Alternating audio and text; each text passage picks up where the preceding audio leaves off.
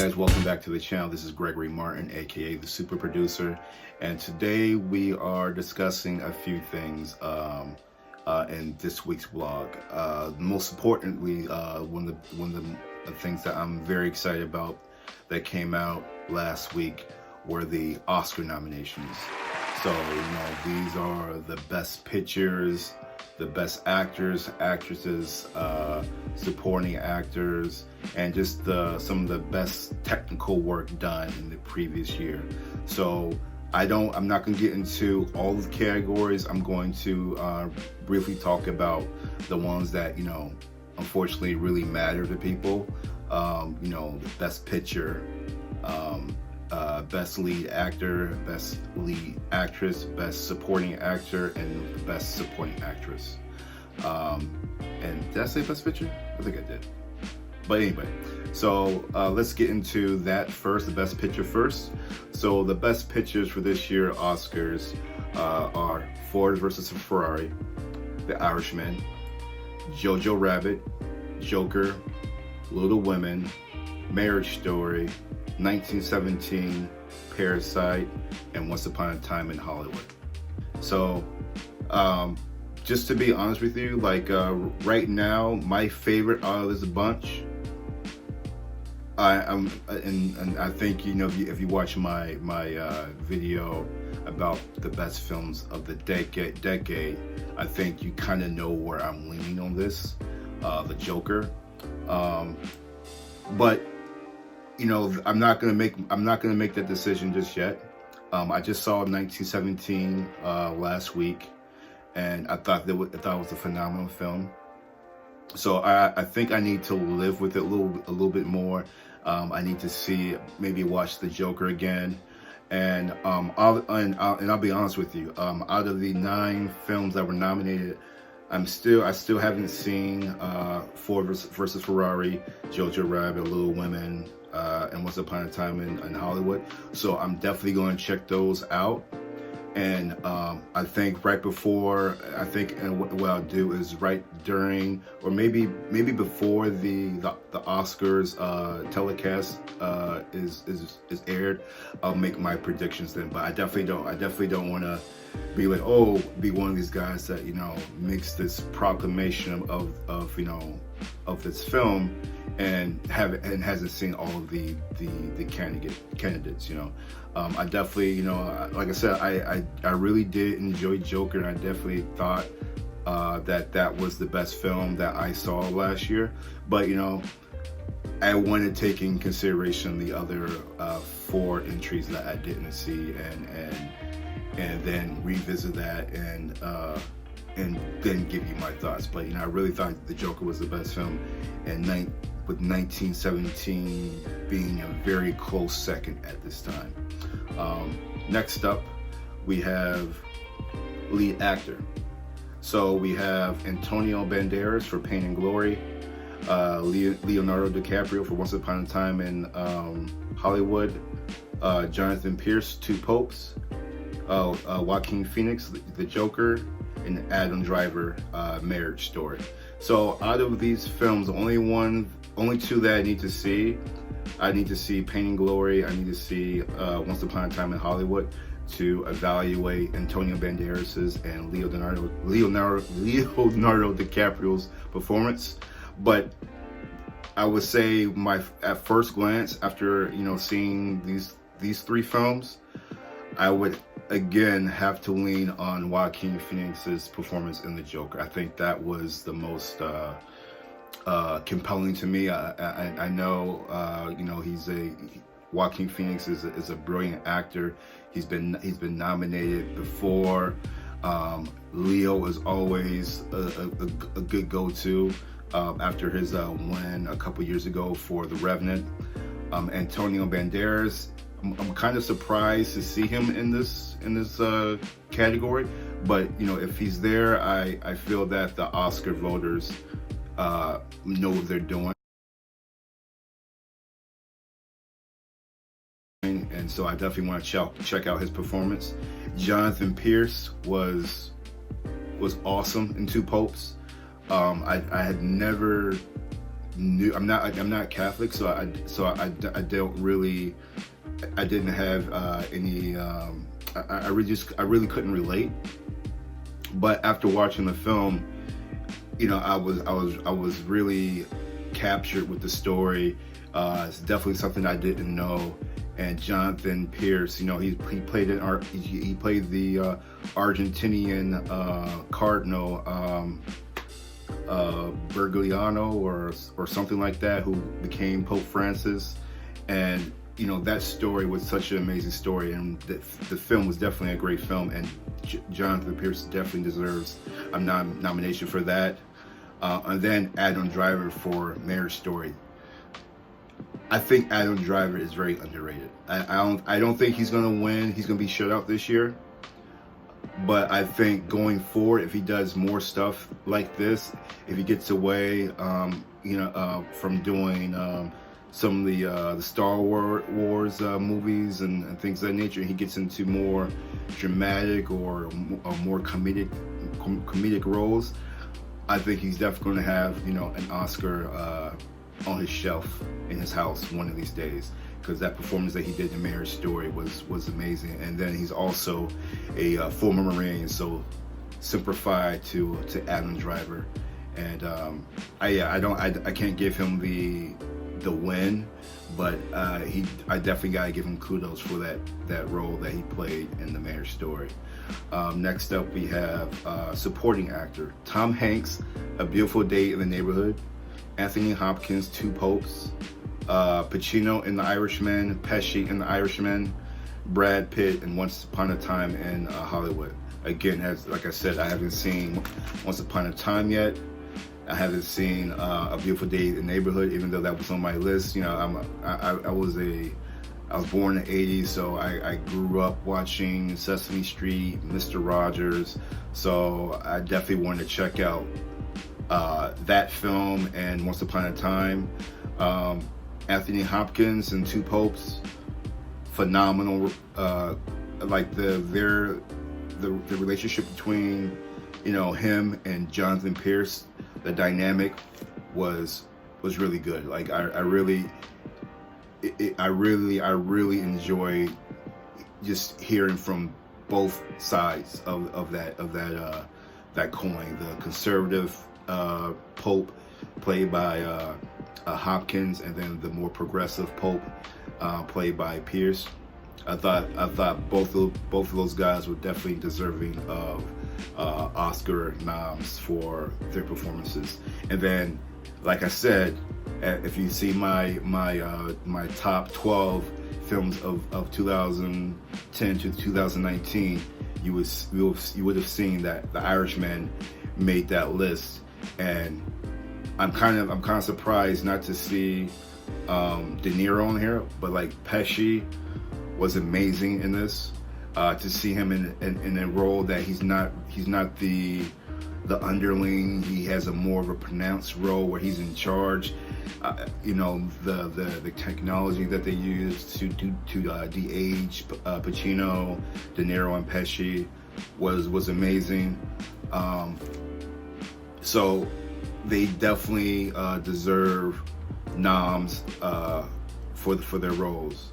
And then the other two films, for Brad Pitt, I definitely have to check that out, and I will update my who I think I should win. But right now, if I had to look at this list, I would probably have to go with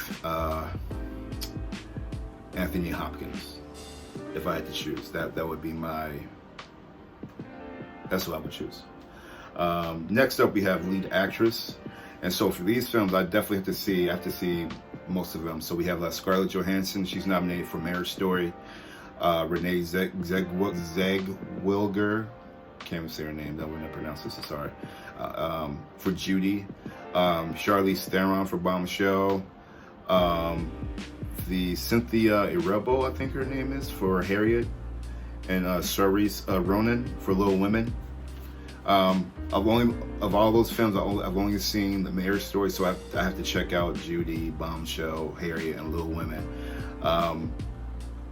Scarlett Johansson was really good in the film. I personally don't think I don't think the character, I don't think the performance was Oscar worthy for me. She's done Oscar worthy performances in the past, but I don't think, for me, this is probably the worst film that got nominated for. Not saying that the film was bad or her performance was bad, but I think she's done amazing. I think she's done work better than this, and so I don't think, for me, I think she would be disqualified just because I didn't see her as someone who should have been nominated for lead. So I'm interested in seeing the other films and then coming and doing a recap before the Oscar telecast, excuse me, and give you my winner then.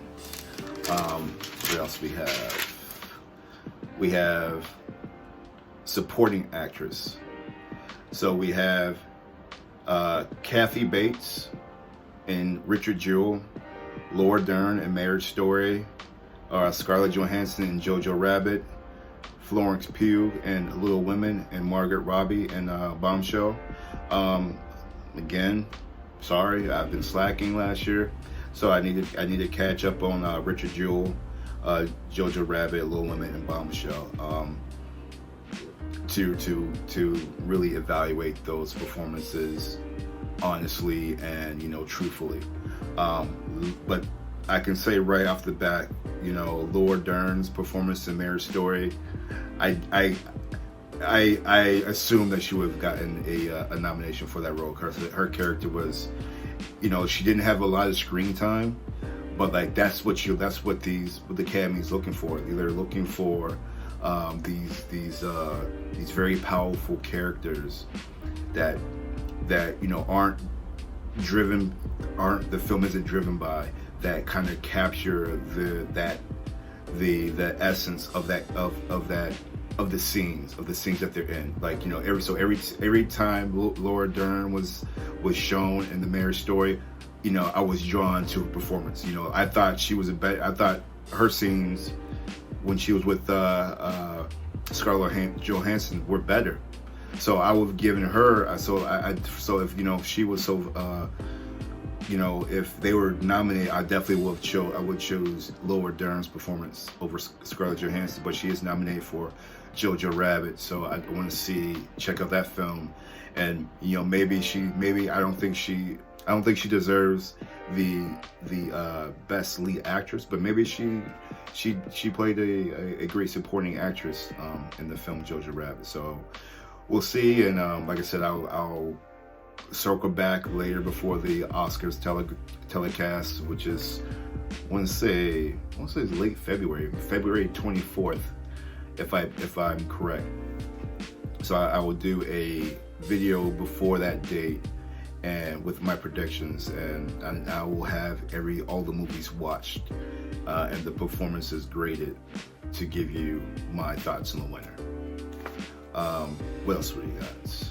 Oh, so one thing that I'm really excited about, it is a new year, obviously, and for me, around this time, actually from like November to like January, it's I